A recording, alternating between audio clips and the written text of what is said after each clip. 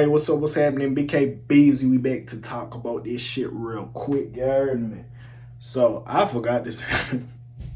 This came back up on the docket. I forgot this transpired. But Tory Lanez, in the first interview he did on camera, he breaks the silence. Sorry, I'm tongue tied. I've been recording a lot. I'm tongue tied a bit, but he breaks his silence. And he says, I believe I was wrongfully convicted. Now, Tory, listen. What the fuck you got convicted of was facts. You discharged the gun. You did all this and that. Like, again, I'm not here to disagree with it. Now, overall, do I believe you had malicious intent and tried to unalive this woman? We can have a conversation about it. I personally don't think that was what you were on. Me personally. But, again, that's for people to discuss and argue and think about and this and that. Now, I will say this, especially with the whole thing, how they gave Kelsey immunity and all this other shit that was going on. Wasn't the best.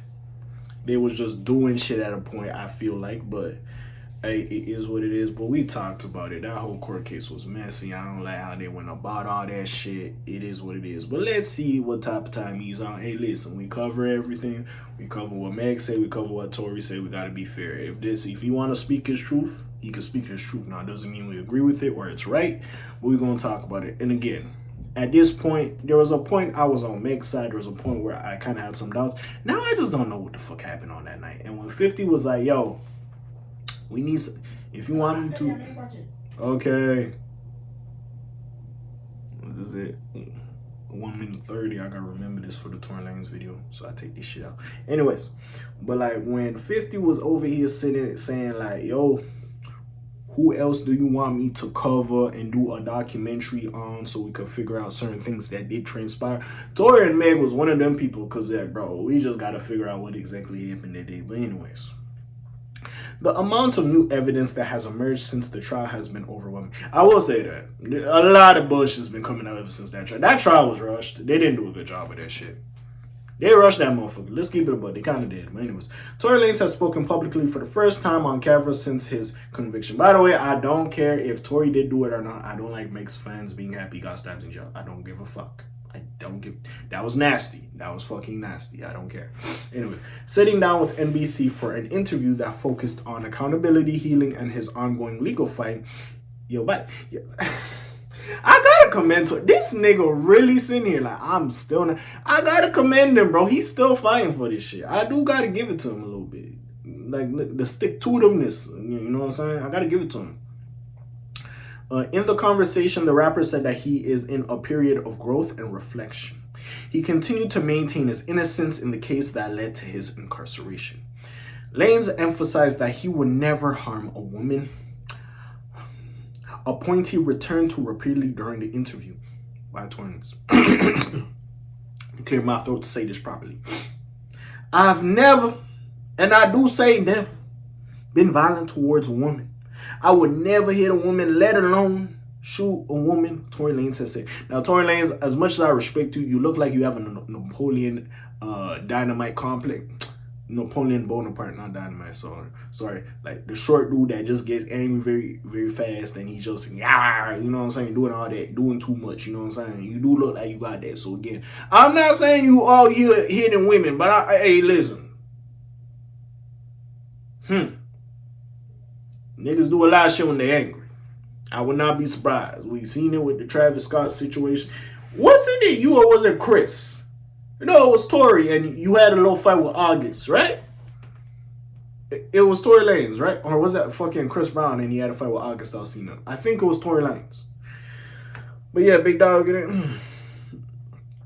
Anyways, NBC News also confirmed that Lanez's legal team has filed the necessary paperwork seeking either a pardon or a commutation from California Governor Gavin Newsom. Both forms of executive relief are rare and typically granted only a few times per year, but the report noted that the timing could make a decision possible before the end of the year. But yeah, by the way, I'm late on this. I believe this was like the end of last year, so again, it looks like it didn't happen. According to the report, Lanez also revealed that what he described as significantly new evidence has surfaced since the trial concluded. He stated that he is not asking for special treatment, but simply wants the justice system so I'm not pronouncing shit, to take an honest look at the information that was not previously considered. Lanez said his goal is a fair review of the case, not public sympathy. Another quote from Tory Lanez. I believe that not only I was wrongfully convicted, the amount of new evidence that has emerged since the trial has been overwhelming, he has said.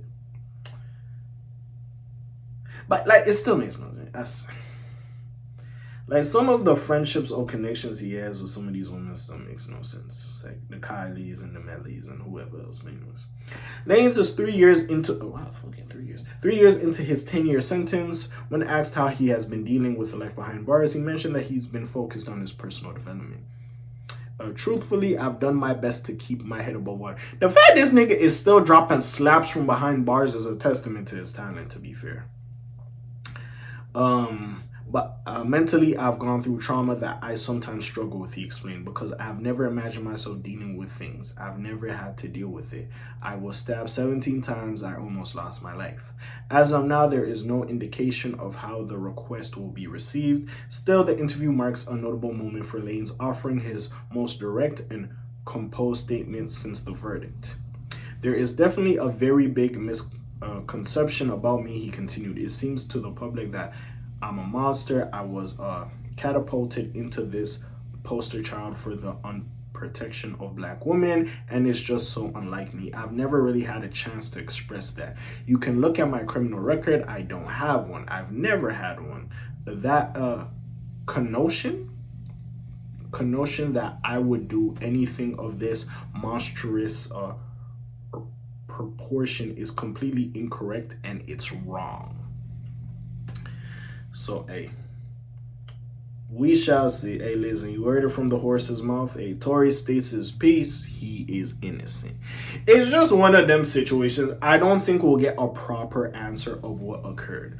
Like, to me, the fact they did a subpoena like Kylie Jenner because it happened when they were leaving her house makes no sense. Like, there's just so much shit with that court case. But anyways, I digress.